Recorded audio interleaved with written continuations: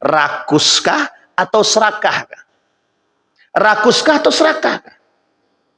Sampai ada negara dalam negara, itu kira-kira rakuskah atau serakah? Keadilan tidak lagi berpihak kepada masyarakat lemah.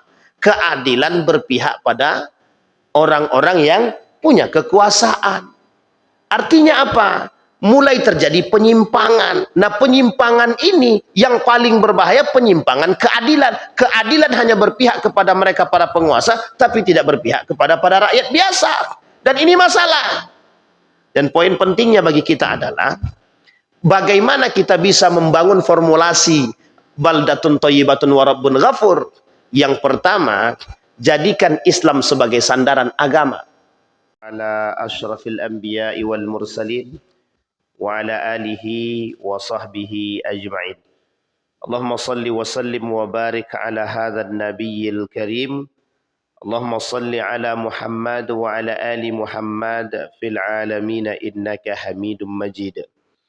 Ya ayuhan nasu ittaqu rabbakumul ladzi khalaqakum min nafsin wahidah wa khalaqa minha zawjaha wa batha minhuma rijalan katsiran wa nisaa'a wattaqullaha alladzi tasaaluna bihi wal arham innallaha kana 'alaikum raqibah. Puji syukur kehadirat Allah dengan mengucapkan alhamdulillahirabbil alamin. Berselawat kepada Nabi dengan mengucapkan Allahumma salli ala Muhammad wa ala ali Muhammad fil alamin innaka Hamidum Majid. Bapak Ibu sekalian yang berbahagia, mudah-mudahan di subuh hari ini Allah melimpahkan rahmat dan keberkahannya kepada kita semua. Insya Allah kita yang hadir, Allah berikan keberkahan rumah tangga yang sakinah, mawaddah, warahmah, anak-anak yang soleh dan solehah, dan insya Allah husnul khatimah. Amin ya rabbal alamin. Kemudian Bapak Ibu, kita berdoa untuk kedua orang tua kita yang telah baik yang telah mendahului ataupun yang masih hidup. Yang telah mendahului kita Allah tempatkan di tempat terbaik di sisinya. Allah terima amal ibadahnya. Allah kumpulkan kelak bersama orang-orang yang saleh. InsyaAllah husnul khatimah. Dan kemudian untuk orang tua kita yang masih hidup, Allah sehatkan, Allah kuatkan. Allah anugerahkan anak-anak yang selalu mendoakan. Dan insyaAllah husnul khatimah. Amin ya rabbal alamin. Baik Bapak Ibu sekalian yang berbahagia, di subuh hari ini seperti dalam flyer yang dituliskan oleh ketua kita, judul kita subuh ini Islam dan Kedaulatan. Artinya ada persoalan tentang kenegaraan. Bagaimana Islam memandang negara itu sendiri. Di dalam satu kitab judulnya Al-Muqaddimah, karangan Ibnu Khaldun.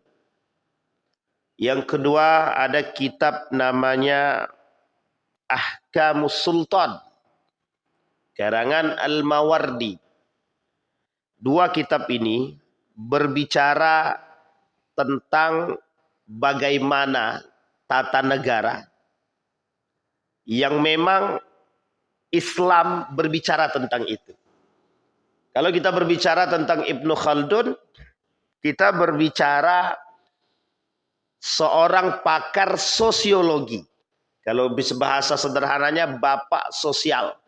Jadi kalau orang bilang bapak sosial itu adalah Karl Marx, itu salah. Kalau bahasa lainnya Comte, Agus Comte namanya. Kalau dikenal sebagai bapak sosial, itu salah, bukan. Tapi lebih tepatnya bapak sosial itu adalah Ibnu Khaldun. Di dalam Al-Quran ada satu doa yang ini menjadi doa. Kata Allah di dalam Al-Quran itu, Rabbi ja'al hadha baladan aminah warzuq ahlahu minas samarati man amana minhum billahi wal yawmil akhir. Rabbi ij'al hadha baladan aminah. Ya Allah, jadikan kota ini, negara ini, negara yang aminan, negara yang aman. Ini jangan dikaitkan dulu langsung dengan negara Republik Indonesia. Rabbi ja'alni muqima salati wa min dzurriyyati rabbana wa taqabbal du'a. Ini kaitan dalam doa untuk keluarga. Rabbi ja'al hadza baladan amina. Jadikan negara ini negara yang aman, mutmainnah, damai, tenang. Di dalam doa yang lain, bahkan kita dituntutkan menjadi negara ini baldatun thayyibatun wa rabbun ghafur. Bagaimana kita dituntut berdoa semoga negara itu menjadi baldatun thayyibatun wa rabbun ghafur. Ada persyaratan sebelum menjadi negara yang baldatun thayyibatun wa rabbun ghafur. Negara yang aman, damai, thayyibah, baik, rabbun ghafur, mendapatkan ampunan dari Allah. Ini bersyarat. Adakah syarat terpenting untuk mendapatkan itu? Ada. Kata Allah dalam Al-Quran, kita kaitkan dengan ayat lain. Walau anna ahlal qura amanu wattaqau la fatahna alaihim barakat minas samati wal ard. Kalau mereka satu kampung itu, satu negeri itu amanu, pertama. Yang kedua wattaqau, bertakwa, la fatahna alaihim barakatim minas samai wal ard. Kami buka pintu keberkahan bagi mereka dari langit dan dari bumi. Sekarang kita lihat ayat yang lain. Apa yang Allah berikan kepada manusia? Kata Allah, aku ciptakan langit dan bumi. Aku ciptakan semua yang ada di muka bumi ini untuk kalian nikmati, untuk kalian manfaatkan, kata Allah. Semua. Apa yang tidak Allah kasih? Laut ada, sungai sama, laut sama. Bumi yang untuk kalian tanam. Kalau di laut Anda bisa ambil maka apa? Ikan semua segala macam, bukan kaplingan. Tapi bisa ada ikan, ada banyak semua. Yang di daratan banyak apa? Itu tertulis dalam Al-Quran. Semua yang di muka bumi ini. Yang Allah ciptakan untuk manusia silahkan ambil. Tapi ada tapinya. Ada batasan. Apa batasan itu? Yang pertama batasan itu, yang ada dalam diri kita. Jangan rakus. Jangan rakus. Itu yang pertama. Kenapa kok jangan rakus? Karena kalau rakus, ini penyakit manusia terdahulu. Berkelahi antara satu dengan yang lain, karena tidak ada kepuasan. Rakus. Maka kata Nabi dalam hadisnya, al-hirsu asyaddu minat tama'.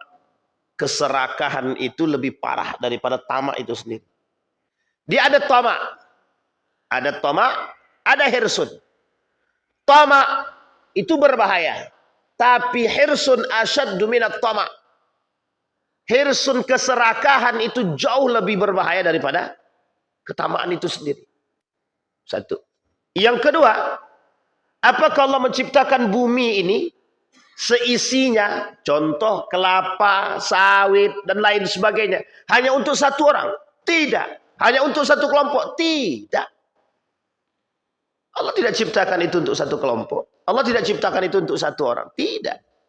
Semua Allah ciptakan ini, ambillah. Bahasa sederhananya, ambillah, kelola dengan baik, maka inilah yang bisa memberikan kesejahteraan kepada kalian. Dengan pengelolaan yang baik. Nah, ini poin pentingnya. Pertanyaannya adalah, yang banyak ini siapa yang kelola? Kalau dikembalikan kepada satu orang, bisa nggak oleh manusia itu dikelola? Oh, manusia ini bakal menjadi raja, rakus. Yang terjadi apa? Otoriter. Maka dikembalikanlah kepada mana? Diatur oleh negara. Semua kekayaan itu diatur oleh negara. Inilah bahasanya yang diperdebatkan oleh antara konvensional dengan Islam. Kata orang konvensional, Sumber daya alam itu terbatas. Kata Islam, sumber daya alam itu tidak terbatas.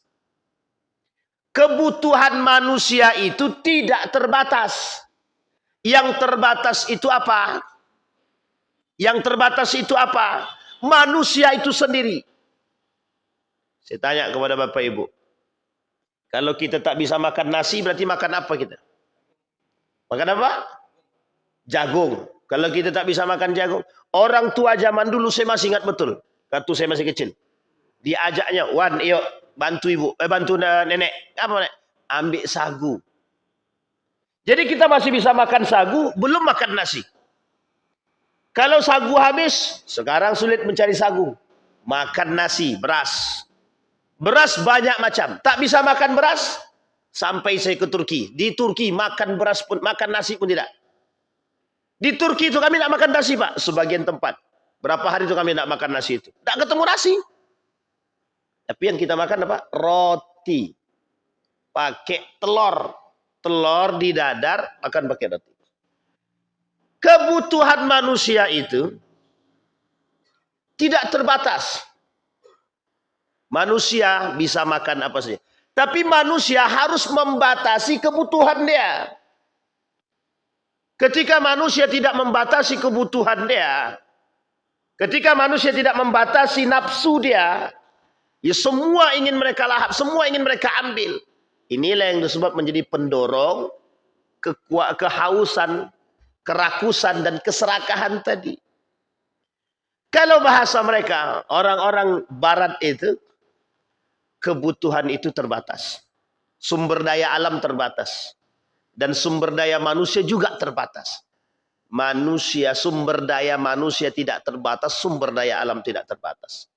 Manusia bisa menghidupkan diri mereka dari berbagai macam cara. Ini salah satu menolak gaya berpikirnya kaum liberal. Perbedaan antara orang Islam dengan orang Barat. Mereka bilang bahwa sumber daya alam, sumber daya manusia terbatas. Kalau Islam mengatakan sumber daya alam dan sumber daya manusia tidak terbatas. Kenapa demikian? Setinggi-tingginya teknologi, otak manusia lebih cerdas. Ketika manusia itu pasti lebih unggul daripada alat itu sendiri. Tidak mungkin tidak. Alat kalau rusak, butuh manusia untuk memperbaiki. Sekarang ada alat yang canggih untuk memperbaiki alat itu sendiri. Jadi manusia nggak butuh lagi. Tapi tetap membuat alat tersebut adalah manusia. Jadi secanggih-canggihnya alat, tetap manusia lebih canggih. Artinya sumber daya manusia tidak akan pernah terbatas. Selagi manusia masih hidup, tidak akan ada terbatasnya.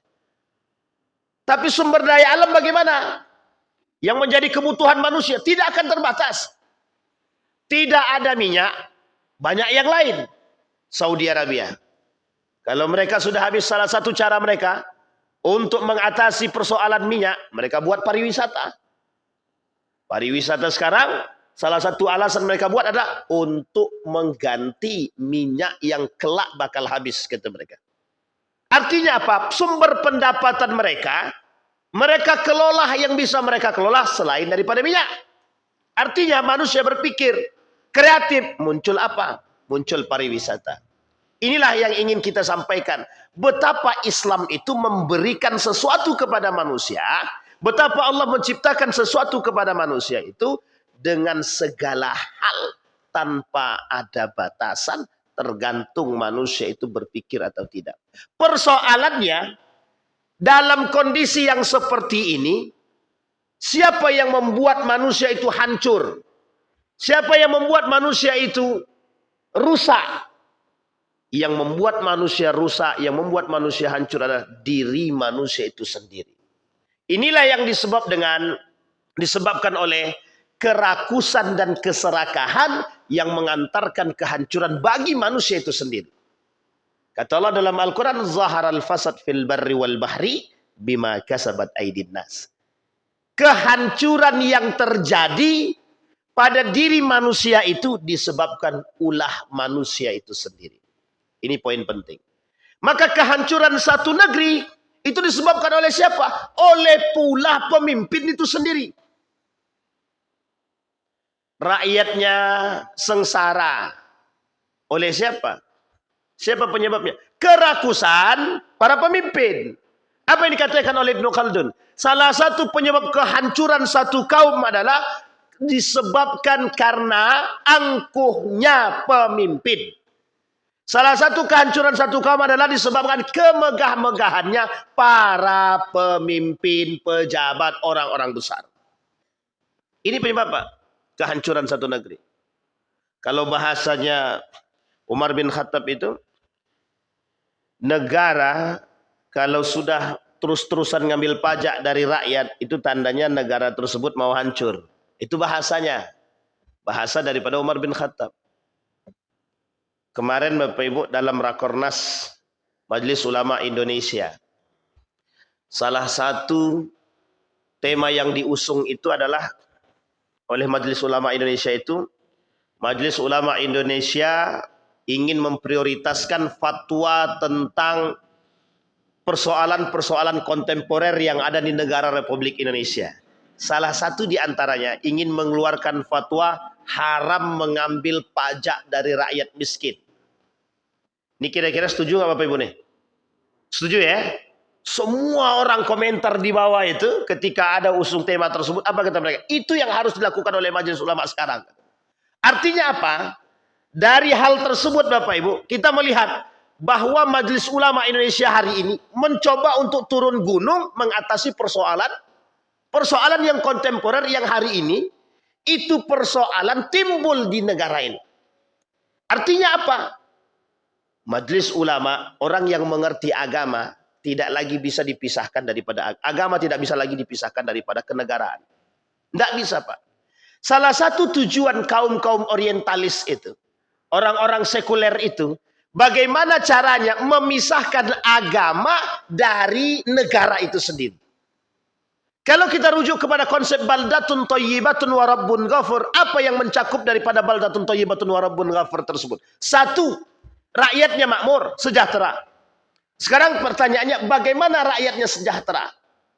Tolak ukur sejahtera itu apa? Kalau dalam tolak ukur kaum liberal, sejahtera itu materi. Betul ya Bapak Ibu ya? Tolak ukur sejahtera itu adalah materi. Pertanyaannya pada masa baginda Nabi Muhammad SAW. Ini kita ambil pada masyarakat Madani, Madinah pada masanya. Dalam piagam Madinah, sejahtera itu tolak ukurnya apa? Materikah atau berimankah? Kalau kita rujuk kepada ayatnya Allah, la fatahna alaihim barakat minas sama' wal ard. Keberkahan satu negeri itu bisa didapat kalau mereka beriman kepada Allah. Artinya tolak ukurnya bukan materi. Banyak orang kaya tapi tidak nyaman. Banyak orang miskin tapi bisa hidup bahagia. Penyebabnya adalah iman. Maka tidak bisa dipisahkan antara negara dengan agama, tidak bisa dipisahkan. Ini poin penting. Baldatun thayyibatun wa rabbun ghafur. Maka doanya Rabbi ja'al hadza baladan amina. Kalau kita berdoa, ya Allah, berikan kami negara yang aman. Pertanyaannya aman, mutmainnah, damai, seperti apa? Baldatun thayyibatun wa rabbun ghafur. Gimana karakteristiknya? Satu, kesejahteraan masyarakatnya, bukan kesejahteraan pemimpin. Maka Bapak Ibu, pada masa dahulu, pada masa dinasti Abbasiyah, dalam masa Harun ar-Rasyid itu, siapa yang tidak merasakan kebahagiaan ketika itu? Hanya di akhir kepemimpinan. Semua merasakan bahagia. Kenapa? Harun ar-Rasyid, jangan sampai ada masyarakatku yang bersedih atas ketidakpunyaan mereka. Apa yang dilakukan oleh Harun ar-Rasyid? Satu ketika Harun ar-Rasyid menyamar menjadi manusia biasa. Keluar Pak dari kampung halaman Basrahnya itu, keluar untuk mencari tahu keadaan rakyatnya. Sampai ke satu daerah. Daerah ini disebut dengan Kampung Dermawan. Sampai satu daerah. Sampai di situ, sebelum sampai di situ, ada cerita untuk Kampung Dermawan ini.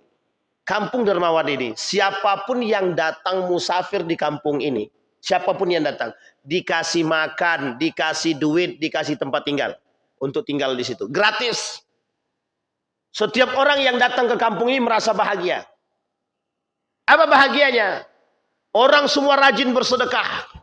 Satu kampung itu ketaatannya religius lah. Religius, tingkat religiusitasnya tinggi. Satu ketika ada seorang pemuda yang memanfaatkan kedermawanan itu untuk mengambil keuntungan dari kampung tersebut.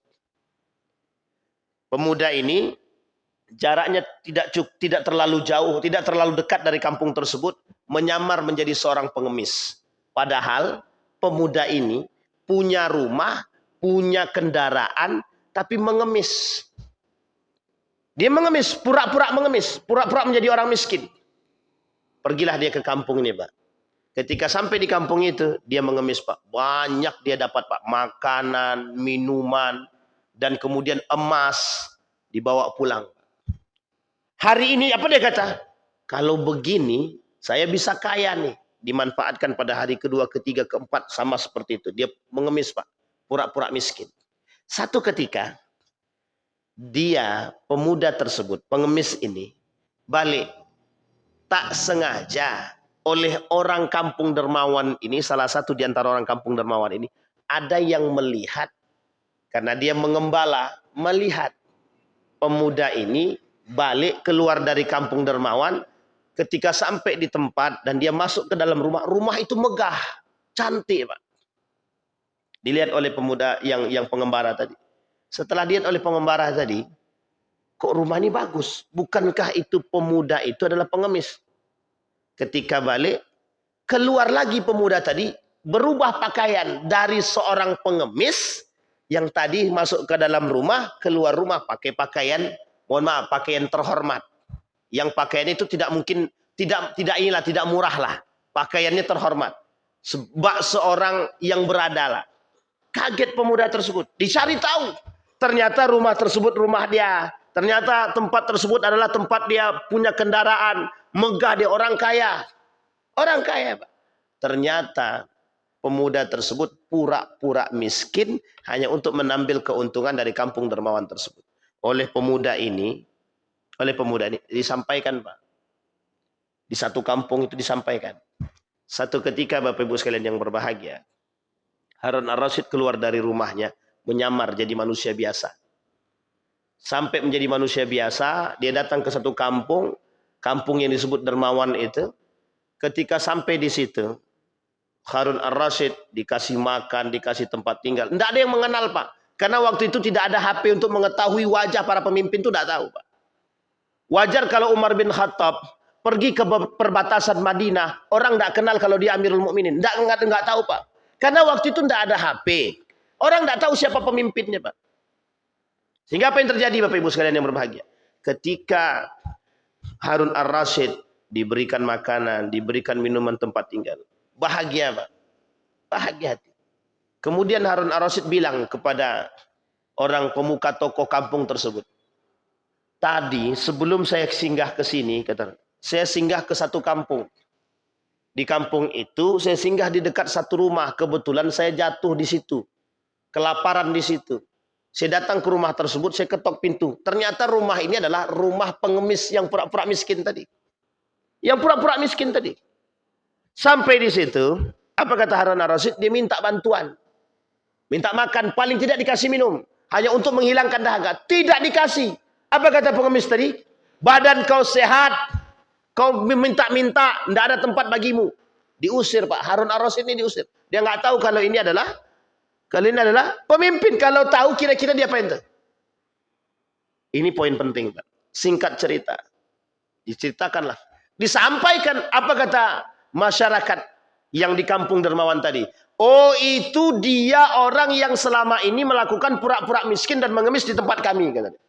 Dikerjain, Pak, dikerjain sama siapa? Harun ar-Rasyid.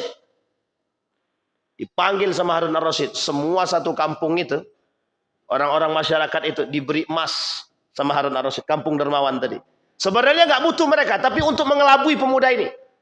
Akhirnya dipanggil, Pak, ke kerajaan. Apa yang dilakukan oleh Harun ar-Rasyid? Dihukum, Pak. Orang-orang yang pura-pura mengemis tadi, yang pura-pura menjadi pengemis dihukum. Artinya, Harun ar-Rasyid sebagai seorang pemimpin, dia harus tahu bagaimana kondisi masyarakatnya dan keadaannya. Dan ini yang diharapkan, Pak. Ketika Umar bin Khattab keluar dari rumah, tidak ada yang tahu Umar bin Khattab keluar dari jam 11 malam, Pak, sampai jam 3 subuh. Tidak ada yang tahu. Ketika sampai ke rumah satu rumah, ada seorang anak yang sedang menyiapkan susu untuk jualan besoknya. Kata anaknya, ibu, susu kita sudah nggak cukup ini. Persiapan kita, perbekalan kita untuk jualan besok, susu onta kita berkurang. Entah onta, tak keledai gitu. Keledai berkurang dari sebelumnya. Kata ibunya, gini aja lah nak, campurkan aja lah dengan air. Kan tidak ada yang lihat. Dijawab sama anaknya, bukankah Amirul Mukminin sudah mengeluarkan edaran, tidak ada yang boleh menjual susu palsu. Kata ibunya, tidak ada yang hidup di malam hari ini, Mbak. Nah, tidak ada yang tahu kalau kita mencampurkan itu. Sementara ketika itu Umar bin Khattab sedang nguping di dekat rumah mereka. Sedang nguping Umar bin Khattab di dekat rumah mereka. Tapi Umar bin Khattab tidak berkomentar. Apa kata anak tadi? Wallahi, tidak akan pernah aku campurkan, Bu. Biarlah. Tapi kan manusia tidak lihat, Pak. Tapi Allah lihat, kata dia. Kata anak yang tadi, Pak. Bayangkan, Umar bin Khattab jam 11 malam ke atas masih keliling lihat masyarakatnya. Sampai ke perbatasan, nggak ada yang kenal Pak Amirul Mukminin. Pakai pakaian biasa menyamar. Untuk mengetahui keadaan rakyatnya. Bukan, mohon maaf, keliling itu pakai kamera. Bukan. Kalau keliling pakai kamera itu jelas pencitraan, Pak. Ustaz, udah saatnya memang pemimpin kita pakai kamera kemana-mana. Sebenarnya bukan saatnya, Pak. Dulu nggak ada pakai begitu. Nah, kita kembalikan, Pak. Artinya apa? Persoalan kenegaraan ini, persoalan kenegaraan, memang harus diatasi oleh seorang imamah, kepemimpinan. Kalau tidak ada kepemimpinan yang baik, maka negara ini hancur. Syarat yang ketiga, untuk bisa mendapatkan kesejahteraan itu, baldatun thayyibatun wa rabbun ghafur. Kita harus punya kepemimpinan yang baik yang berdasarkan kepada keimanan. Kalau kita punya pemimpin yang beriman seperti Harun ar-Rasyid, kita punya pemimpin yang baik seperti Umar bin Khattab, kira-kira mungkin tidak yang disebut dengan kecurangan, mungkin tidak nepotisme, mungkin tidak korupsi itu ada. Mungkin, tapi mungkin hanya segelintir manusia. Kenapa? Karena ada ketegasan. Karena ada kekuatan. Karena ada keberanian. Karena ada iman. Yang lebih tepatnya adalah amanu wattaqau. Masyarakat beriman, masyarakat bertakwa. La fatahna alaih. Betul-betul kami buka bagi mereka keberkahan. Itu kata Allah. Itu yang ketiga. Jadi, salah satu syarat untuk mendapatkan baldatun thayyibatun wa rabbun ghafur adalah iman. Tapi kan Ustaz, itu dalam agama. Memang harus begitu.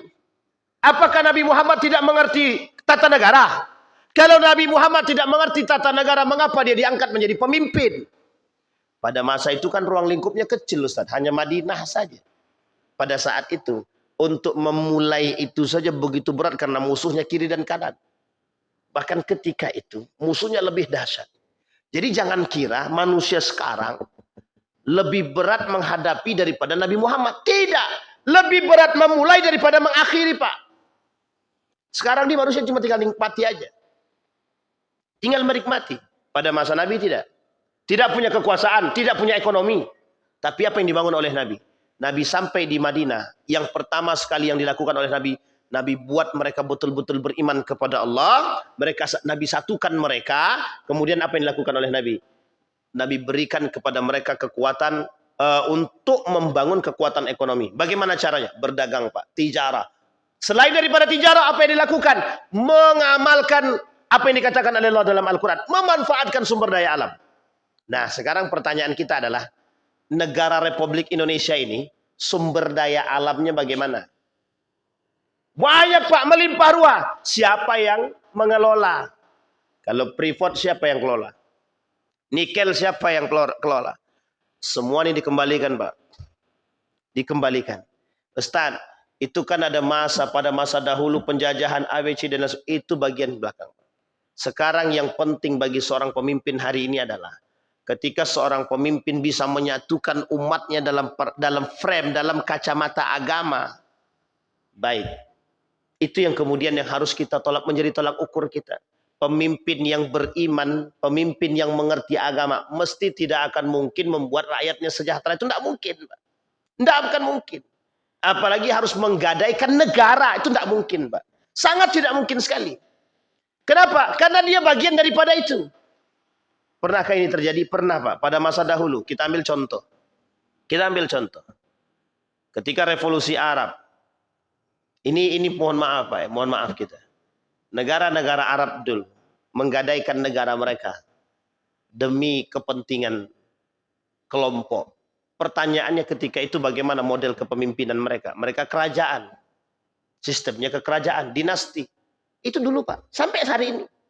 Makanya mohon maaf ketika kasus Sudan misalkan, kita ambil contoh kasus Sudan. Itu negara-negara Arabnya justru mereka bahagia atas hancurnya Sudan.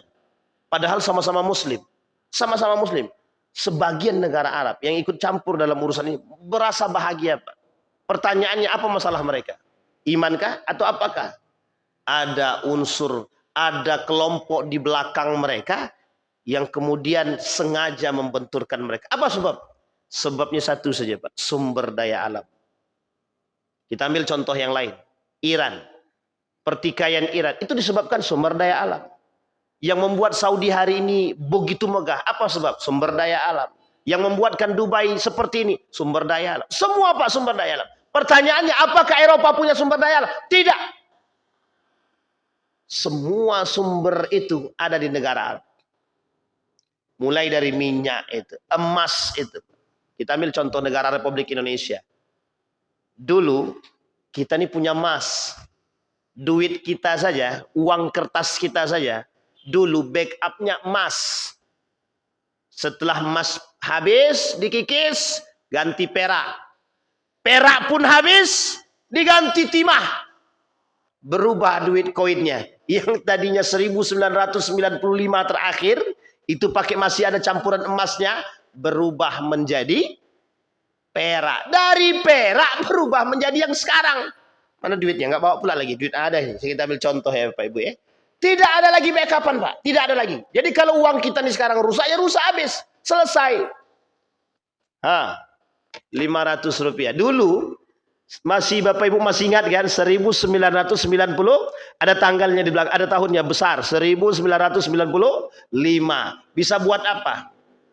Bisa buat cincin emas. Rame pada saatnya, pada masanya. Jadi yang pernah itu berarti dah tua betul itu. Orang yang hidup, ya Bang Jidin merasakan itu. Nampak tuanya berarti kan? 1900. Itu di backup, Pak. Apa yang terjadi? Mohon maaf, Pak. Kerakusan yang terjadi. Kerakusan mereka tampakkan. Habis, Pak. Emas diambil mereka. Ambil. Yang ambil menikmati bukan kita. Yang menikmati orang lain. Pada masa kapan itu, Pak? Semenjak dimulainya penjajahan pada masa Portugis, Belanda, kemudian Jepang. Indonesia tidak pernah menikmati hasil emas itu sendiri sampai hari ini. Kira-kira berat gitu, Pak. Nah, sekarang poin kita adalah, Pak, apa yang menyebabkan kehancuran satu negeri? Sebenarnya sederhana, Pak. Kerakusan dan keangkuhan dan kesombongan. Mengapa negara-negara yang dahulu pernah terjadi pada masanya, mengapa pada saat itu seperti Turki Utsmani di akhir kepemimpinan, mau tidak mau Turki Utsmani disetir, Pak. Oleh siapa? Oleh Eropa. Kenapa disetir oleh Eropa?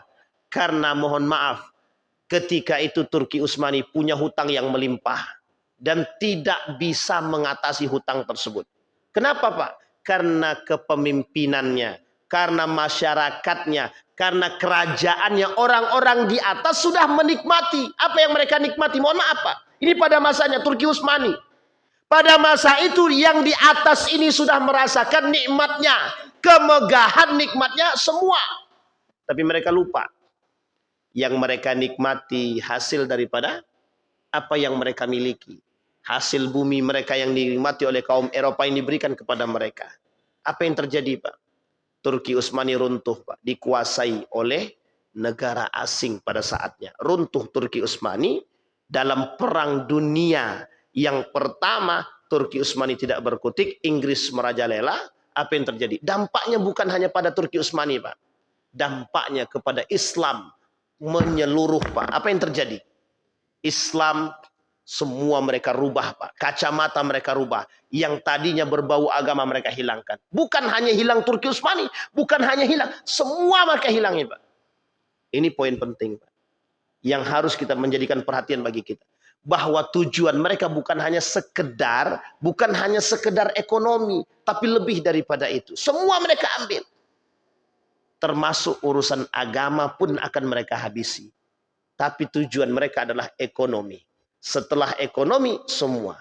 Bayangkan, Pak, mohon maaf Bapak Ibu sekalian yang berbahagia, kerakusan yang dilakukan, yang dimiliki oleh para pemimpin-pemimpin terdahulu pada masanya, mereka yang menjual negara mereka demi kepentingan mereka. Ini yang menjadi poin kita hari ini, Pak. Yang kita khawatirkan, terjadinya penggadaian terhadap kedaulatan kita akan yang kita miliki. Artinya karena kerakusan, karena keangkuhan, karena kesombongan mereka pada masa itu. Para pejabat-pejabat pada masa Turki Utsmani, mereka menikmati hidup yang mewah. Selalu mendapatkan, dalam kontrak kerjasama mereka mendapatkan lebih. Semua, Pak, mereka megahkan, Pak. Tapi mereka nggak tahu. Di balik itu semua, mereka meruntuhkan negara Turki Utsmani. Disebabkan karena diri mereka sendiri. Mereka gadai negara mereka, yang pada akhirnya, mohon maaf, negara Turki Utsmani ketika itu tunduk di hadapan para Eropa. Kalah dalam Perang Dunia Pertama, Pak. Tak bisa berkutik, Pak. Akhirnya apa? Hutang melimpah. Mohon maaf, Pak, ketika hutang sudah melimpah, tidak bisa membayar, apa yang akan kita lakukan? Menggadaikan negara. Menggadaikan negara. Na'udzubillah, tsumma na'udzubillah. Pertanyaannya adalah, apa sebab? Kita kembalikan, kita runut secara mendasar. Satu sebabnya, hilang arahnya para pemimpin. Yang kedua, hilang arahnya rakyat. Apa sebab? Sebabnya adalah kerakusan, keangkuhan. Pertanyaannya, apakah Turki Utsmani tidak punya sumber daya alam? Punya. Bahkan mohon maaf, Turki Utsmani sudah membangun rel kereta api dari Turki sampai ke Hijaz, Mekah. Lewat, Pak, melalui India. Pertanyaannya, pendapatan dari situ sudah besar atau belum? Besar. Mekah, Madinah, siapa yang punya ketika itu? Turki Utsmani. Yang mengelola siapa? Turki Utsmani. Apa yang dilakukan oleh Saudi sekarang? Kira-kira yang dilakukan oleh Saudi sekarang apa? Pendapatan dari haji dan umroh saja berapa banyak? Melimpah ruah, Pak. Tapi mengapa tetap merasa berkekurangan? Ada sebab? Ada. Apa sebab? Kerakusan dan keangkuhan. Maka pada saat itu, Pak, Turki Utsmani, apa yang terjadi? Gaya hidup berubah. Sedikit demi sedikit agama mulai hilang. Mulai tidak lagi dijadikan sandaran. Kalaulah satu negara sudah tidak menjadikan agama sebagai sandaran, maka yang terjadi apa? Hilang arah. Apa maksudnya? Pemisahan antara agama dengan negara. Apa yang terjadi? Manusia yang tidak beragama, pemimpin yang tidak beragama, hilang arah. Apa yang disebut dengan hilang arah? Mereka tidak lagi menjadikan agama sebagai sandaran. Apa yang terjadi? Apa yang dampaknya? Dampaknya adalah tidak ada namanya baldatun thayyibatun wa rabbun ghafur. Apa yang terjadi, Pak? Kerakusan, keserakahan. Itu yang terjadi sekarang. Nah, ini yang kita tidak inginkan. Akhirnya apa? Turki Utsmani, semua keluarga-keluarga kerajaan, anaknya disekolahkan, Pak, ke Amerika. Bukan ke agama. Ke Amerika, ke Belanda, ke Inggris. Menjadi sekuler. Balik ke tanah mereka. Mereka jual akal pikiran mereka. Mereka asingkan agama. Yang terjadi apa? Mereka dihadapkan dengan kondisi yang realita. Bahwa ekonomi menjadi kekuatan tangguh negara. Sekarang kita lihat, Pak. Yaman itu negara kaya atau bukan? Negara kaya atau bukan? Tapi negara Yaman ini, apa yang paling mereka kemukakan? Sampai hari ini, dari dulu sampai sekarang. Agama. Agama. Yaman sangat berpegang teguh dengan agama. Sangat. Negara tidak kaya. Tidak kaya, Pak. Tapi sampai hari ini, negara Yaman selalu berada pada posisi yang selalu membela agama. Ketika Palestina, ketika Yaman, dan beberapa kasus-kasus keagamaan yang lain, Yaman selalu berada pada posisi, selalu membantu, selalu pada posisi yang mendukung yang baik. Pertanyaannya apa? Agama. Dan apa yang kita rasakan? Mereka, mohon maaf kita ambil contoh Pak, sekalipun secara ekonomi mereka lemah, tapi mereka punya harga diri. Apa harga diri mereka? Agama. Kita butuh itu Pak. Negara kita ini kuat, besar, sumber daya alamnya banyak Pak. Tapi mohon maaf, manusia-manusia yang rakus juga banyak. Eksploitasi semua Pak. Eksploitasi alamnya dikuasai oleh siapa? Dikuasai oleh perorangan dan perkelompok. Pertanyaan kita adalah, rakuskah atau serakah? Rakuskah atau serakah? Sampai ada negara dalam negara, itu kira-kira rakuskah atau serakah? Rakuskah atau serakah? Ini poin penting bagi kita. Maka pertanyaan kita hari ini adalah, apakah kehancuran negara-negara terdahulu, negeri-negeri terdahulu yang Allah sebutkan dalam Al-Quran akan terjadi kepada negara-negara tertentu disebabkan karena kerakusan mereka? Apakah kehancuran Turki Utsmani akan dialami oleh negara-negara yang serupa karena kerakusan mereka, keangkuhan mereka yang menyebabkan diri mereka lemah karena mereka jauh daripada agama? Dulu yang membuat Turki Utsmani ini kuat bukan karena sumber daya alamnya, bukan Pak, karena keagamaannya, karena integritasnya, karena loyalitasnya kepada agama. Sehingga Erdogan mengembalikan satu hal Pak yang harus kita pahami, politik identitas. Erdogan dengan Fethullah Gulen yang pertama memunculkan kembali politik identitas. Apa politik identitasnya Pak? Agama dan budaya mereka kembalikan. Sehingga mohon maaf, Kemal Atatürk runtuh turun tanpa ada pertumpahan darah. Tanpa ada pertumpahan darah. Maka kemudian diangkat kembali. Kenapa demikian? Konstantinopel Pak bakal hidup kembali. Dan ini tertulis dalam hadisnya baginda Nabi Muhammad SAW. Kembali kepada poin kita Bapak Ibu. Penyebab hancurnya satu negeri, itu kata baginda Nabi Muhammad SAW. Kata Allah dalam Al-Qur'annya, wa in aradna an nuhlika wa idza aradna an nuhlikal qauma, katanya, kalau kami ingin menghancurkan satu kaum itu selesai, mudah saja bagi Allah. Disebabkan karena kemaksiatan mereka, disebabkan karena kemungkaran mereka, disebabkan karena keangkuhan mereka. Manusia yang angkuh, manusia yang rakus, itu penyebab daripada kehancuran satu Pak. Apa kata Nabi dalam hadisnya? Kata Nabi dalam satu hadis itu, salah satu penyakit yang akan timbul di akhir zaman adalah at-takatsur wat tanajus fid dunya. Mereka bermegah-megahan. Yang kedua, mereka berlomba-lomba dalam urusan dunia. Yang selanjutnya at-tabaghud, yang selanjutnya at-tahasud. Mereka saling membenci, mereka saling iri hati dan dengki. Sekarang kita lihat Pak dalam poin yang pertama, at-takatsur. Apa itu at-takatsur? Dalam surat at-takatsur itu, alhaakumut takatsur hatta zurtumul maqabir. Kalla sawfa ta'lamuna thumma kalla sawfa ta'lamun. Kalla law ta'lamuna ilmal yaqin la tarawunal jahim thumma la tus'aluna yawma idzin 'anil na'im. Pertanyaannya takatsurnya artinya apa? Bermegah-megahan. Pertanyaannya bermegah-megahan seperti apa? Kita lihat Pak, kita rujuk dalam sejarah. Ketika kita lihat dalam dinasti-dinasti kerajaan-kerajaan Islam, salah satu penyebab kehancuran negara tersebut adalah salah satu penyebab kehancuran satu dinasti tersebut. Kita ambil kembali kepada dinasti Umayyah. Apa yang terjadi? Bagaimana dinasti Abbasiyah menghancurkan dinasti Umayyah?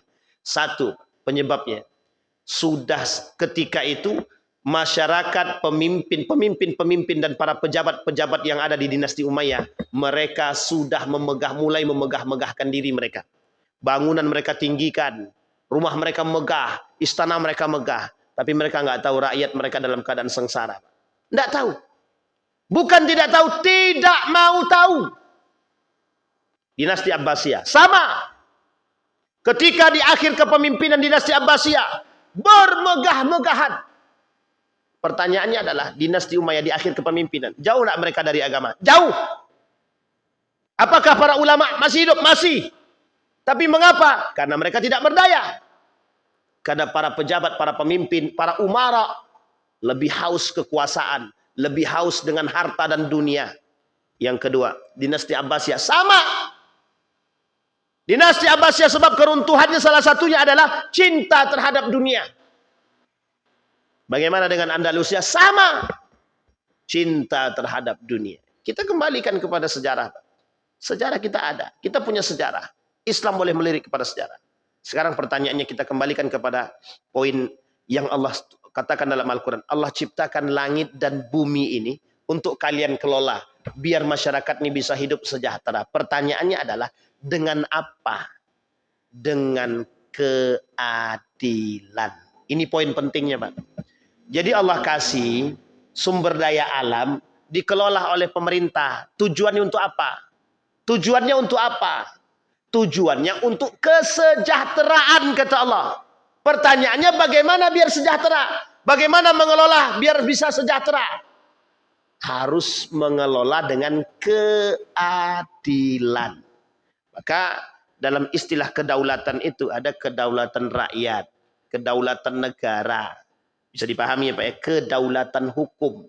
Setidaknya ada 4 kedaulatan Pak. Kita ambil satu-satu. Kedaulatan rakyat. Apa maksud kedaulatan rakyat itu? Paling tidak, makna sederhananya adalah kekuasaan itu ada di tangan rakyat. Pertanyaannya bagaimana kalau kekuasaan di tangan rakyat itu? Seharusnya, itu yang dimiliki. Harusnya negara kita ini, suara terkuat itu suara rakyat. Suara rakyat kata mereka. Artinya apa? Rakyat harusnya bisa lebih berkuasa karena mereka yang memilih para penguasa. Artinya apa?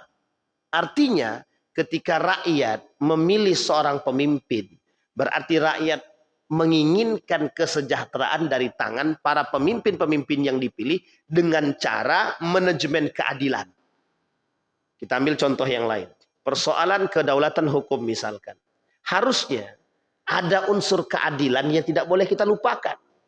Kejadian ini sama Pak pada masa terdahulu. Pada masa terdahulu, keadilan pada masa dinasti Abbasiyah, keadilan tidak lagi berpihak kepada masyarakat lemah. Keadilan berpihak pada orang-orang yang punya kekuasaan. Artinya apa? Mulai terjadi penyimpangan. Nah, penyimpangan ini yang paling berbahaya, penyimpangan keadilan. Keadilan hanya berpihak kepada mereka para penguasa, tapi tidak berpihak kepada para rakyat biasa. Dan ini masalah. Dan poin pentingnya bagi kita adalah bagaimana kita bisa membangun formulasi baldatun thayyibatun wa rabbun ghafur.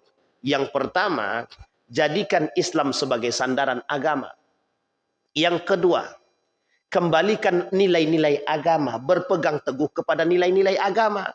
Yang ketiga, harus membangun atau manajemen negara ini bukan hanya karena kecerdasan, tapi dikembalikan kepada agama. Artinya, pemerintah bekerja sama dengan Majelis Ulama Indonesia dalam membangun negara. Itu tujuan dibangunnya Majelis Ulama Indonesia. Agar apa? Agar pemerintah tidak keluar jalur daripada syariat. Sekarang mohon maaf kalau kasus korupsi menjadi biasa. Kalau kasus eksploitasi ketidakadilan menjadi hal biasa. Maka mohon maaf Pak, yang kelak akan terjadi di akhir, kalau ini kita biarkan, dibiarkan, setiap kelompok akan mengklaim bahwa pulau tersebut punya saya. Bahwa daerah tersebut Morowali punya saya. Bahwa Riau punya saya. Riau punya kelompok sini, yang di sono pulau di sono punya kelompok tertentu, yang di sana di Ambon, di Maluku, di mana-mana punya kelompok tertentu. Yang terjadi apa? Yang terjadi apa? Yang terjadi adalah perperangan antar satu kelompok dengan kelompok yang lain. Itu yang terjadi. Kita ambil contoh sederhana. Kasus yang melibatkan antara Yusuf Kala dengan siapa Bang?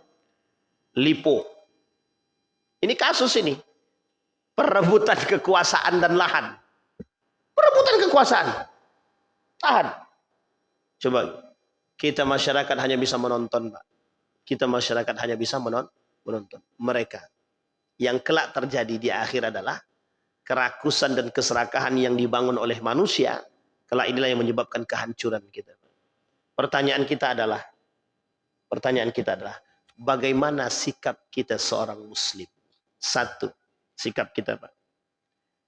Yang pertama adalah kita sebisa mungkin tetap memberikan yang pengetahuan kita melalui kritikan yang terbaik. Kemana kita mau melewatinya, Pak? Kemana kita berikan? Kepada para tokoh-tokoh yang suaranya bisa sampai ke pusat, Pak. Harus, Pak, harus. Kita ambil contoh, Riau. Riau ini, Pak, kaya. Riau ini kaya. Kita ambil contoh di Siak. Apa di Siak itu?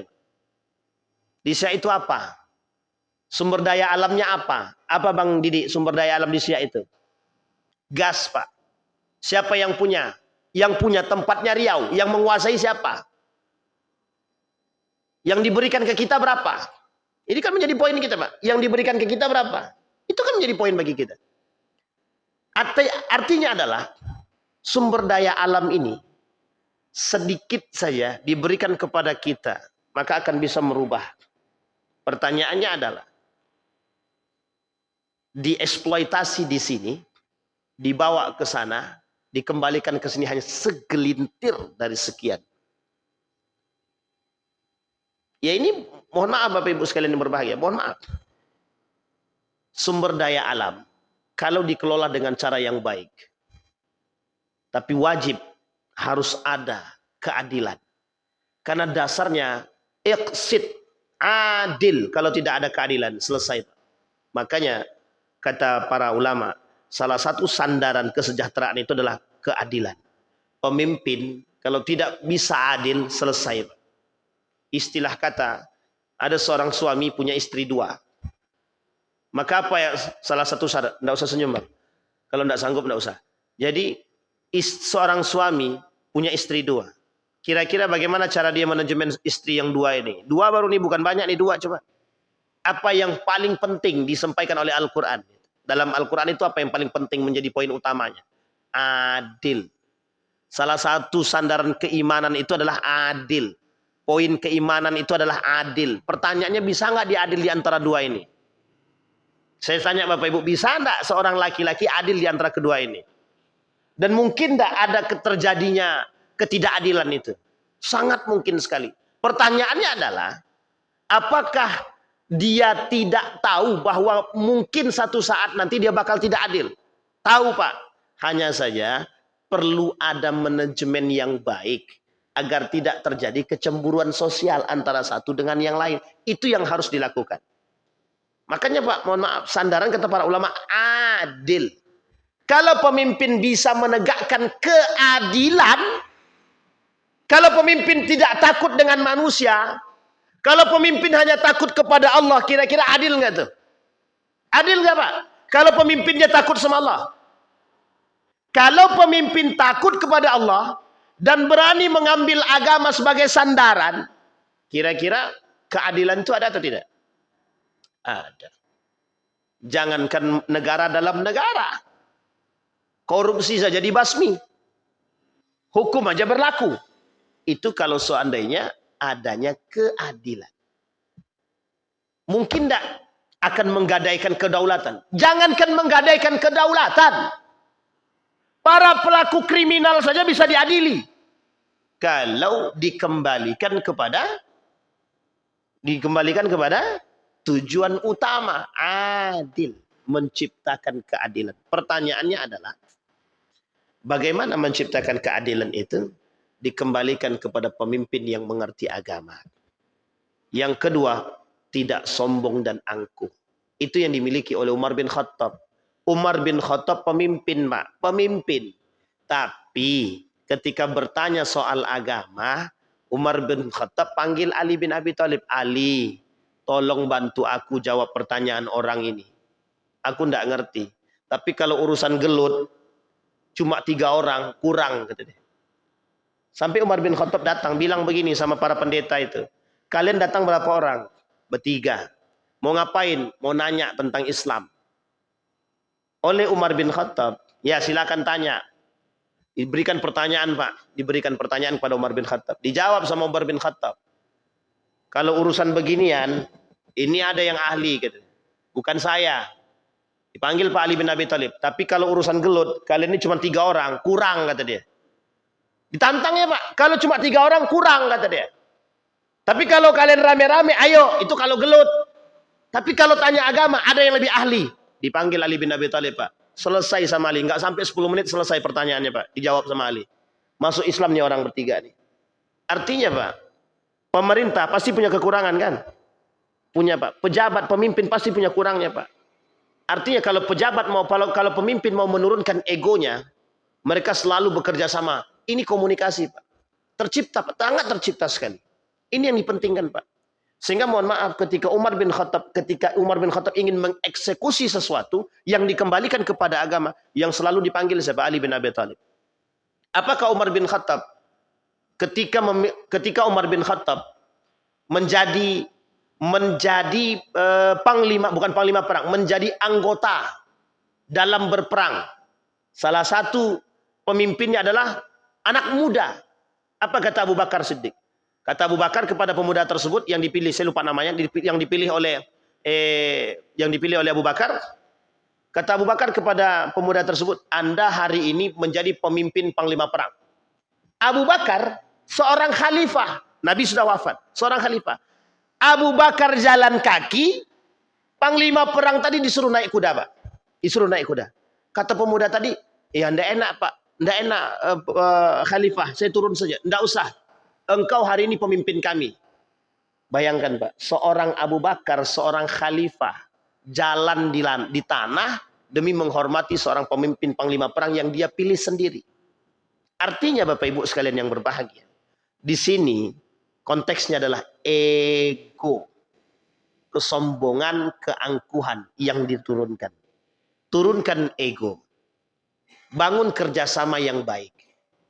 Ini yang dilakukan oleh baginda Nabi. Nabi tidak langsung membumi hanguskan kaum Yahudi, tidak Pak. Diajak oleh Nabi duduk bareng, yuk para pemuka tokoh-tokoh duduk. Terbangun piagam Madinah. Nabi menyatukan. Nabi mengumpulkan mereka. Nabi satukan dalam piagam Madinah. Itu bukti contoh nyata. Nabi ajak komunikasi. Apa yang terjadi Pak? Kata Nabi, kalau kita mau sejahtera, kalau kita mau bahagia, mau aman, kita harus saling memahami. Yang Yahudi, kalau Anda punya masalah, nanti hukumnya pakai agama Yahudi. Kalau Anda Nasrani, hukumnya pakai Nasrani. Kalau Islam, pakai hukum Islam. Kata Nabi, dalam hukum kemanusiaan, dalam hukum sosial, tidak ada yang berbeda. Semua sama. Kalau mencuri, potong tangan, sama semua. Begitu Pak. Artinya keadilan Nabi ciptakan. Nabi tak pandang bulu. Termasuk kata Nabi, kalau anakku yang maling, aku yang potong tangan. Nabi langsung yang turun Pak. Pertanyaannya adalah, apakah karakteristik Nabi ini dijadikan sandaran? Apakah karakteristik para sahabat sebagai seorang pemimpin dijadikan sandaran bagi seorang pemimpin hari ini? Itu yang menjadi poin kita. Maka mohon maaf Pak, jangankan eksploitasi, jangankan negara dalam negara, kalau hanya sekedar maling, mencuri, korupsi, kalau diterapkan hukum potong tangan dan keadilan, saya yakin Pak, tak ada istilah kapling laut dan tidak ada istilah kapling kapling pulau, enggak ada Pak. Enggak ada. Cuma pulau saja. Enggak ada. Tapi dikembalikan lagi. Hilangnya arah kita hari ini, hilangnya agama, dipisahkannya agama dari negara, dipisahkannya agama dari politik, dipisahnya agama dari masyarakat. Inilah yang menjadi poin Pak. Sebab lemahnya kita hari ini. Maka Bapak Ibu sekalian yang berbahagia, kita melihat bahwa benih-benih kehancuran itu mungkin nampak. Tetapi kita berdoa kepada Allah, salah satu sikap seorang mukmin terhadap kondisi yang hari ini kita alami, yang pertama, kuatkan pemimpin kita dengan doa kita. Selalu kita doakan mereka, semoga tetap menjadi yang terbaik. Karena salah satu kelemahan kita hari ini adalah kita tak pernah mendoakan para pemimpin kita. Bahkan kita cuma bisa mencaci dan memaki. Yang kedua, kita selalu berdoa kepada Allah. Jika memang kehancuran itu akan nampak dan kekacauan sudah mulai terjadi, kemungkaran di mana-mana, Salah satu sebab kehancuran satu negeri adalah tersebarnya kemungkaran tersebut. Kita berdoa kepada Allah. Semoga Allah istiqomahkan kita dalam keimanan. Yang ketiga, yang harus kita lakukan adalah tetap menyuarakan kebenaran meskipun di tengah orang-orang yang buta akan kebenaran. Kenapa demikian? Karena kalau bukan kita yang menyuarakan kebenaran, terus siapa yang akan menyuarakan kebenaran? Kalau semua manusia sudah menutup mata daripada kebenaran, siapa yang mau membuka matanya demi kebenaran? Enggak ada. Yang terjadi hari ini, tutup matanya manusia akan kesalahan-kesalahan itu yang menyebabkan mereka semakin tersebar luasnya. Jadi, dampak dari perbuatan terdahulu, ya kita yang harus merasakan itu. Maka salah satu yang harus kita lakukan, qulil haqqa walau kana murran. Katakan yang benar meskipun itu pahit. Artinya, sekalipun kelak akan berhadapan dengan orang-orang yang tidak suka dengan apa yang kita sampaikan, ya itu mungkin adalah bentuk perlawanan. Bapak Ibu sekalian yang berbahagia, ditutup oleh Allah di dalam Al-Quran. Kata Allah di dalam Al-Quran, kalau walau amana ahlal qura, kalau meskipun ahlul kitab, meskipun orang-orang ahlul kitab itu beriman, minhumul mu'minun wa aktsaruhumul fasiqun, kata Allah. Sebagian di antara mereka beriman, tapi sebagian besar di antara mereka akan fasik. Jadilah orang-orang yang tetap istiqamah dengan keimanan meskipun hanya sedikit. Mudah-mudahan yang sedikit itu adalah kita. Mudah-mudahan negara kita ini bisa tetap aman. Dan kita berdoa kepada Allah semoga para alim ulama yang berada di sekitar para pemimpin dan pejabat ini, mereka membisikkan mereka untuk tetap istiqamah dalam keadilan, menjadikan agama sebagai sandaran, selalu membangun komunikasi dengan para alim ulama. Dan udah saatnya Majelis Ulama Indonesia untuk turun tangan, membantu menyelesaikan persoalan-persoalan negara yang kian hari kian rumit. Dan kita sebagai masyarakat tidak lagi bisa diam atas ketidakadilan, tidak lagi bisa diam atas kezaliman dan kemungkaran. Artinya kita semua punya peran untuk bisa membangun baldatun thayyibatun wa rabbun ghafur dengan cara kita masing-masing bersatu bersama. Insyaallah. Kita berdoa kepada Allah. A'udzubillahi minasyaitonir rajim. Bismillahirrahmanirrahim. Alhamdulillahirabbil alamin. Hamdan syakirina hamdan naimin hamdan yuafi ni'amahu wa yukafi'u mazidah. Ya Rabbana lakal hamdu kama yanbaghi li jalali wajhikal karim wa 'azimi sultanik. Allahumma faqqihna fid din wa 'allimna at-ta'wil. Allahumma ansur man nasara ad-din wa akhdhul man khazala al-muslimin. Allahumma ighfir lana dhunubana wa kaffir 'anna sayyi'atina wa tawaffana ma'al abrar ya 'aziz ya ghaffar ya rabbal alamin. Allahumma 'inna ala dhikrika wa syukrika wa husni ibadah. Allahumma ansur ikhwanal mujahidin fi Palestin wa fi Gaza wa fi kulli makan. Allahumma dammiril yahud. Allahumma ahlikil kafarata wal mubtadi'at wal musyrikina a'da'aka a'dad-din. Allahumma inna nas'aluka khaira hadzal makan wa khaira ma fihi wa khaira ahli wa na'udzubika min syarri hadzal makan wa syarri ma fihi wa syarri ahli. Rabbi ij'al hadza baladan amina warzuq ahlahu min ath-thamarati man amana minhum billahi wal yawmil akhir.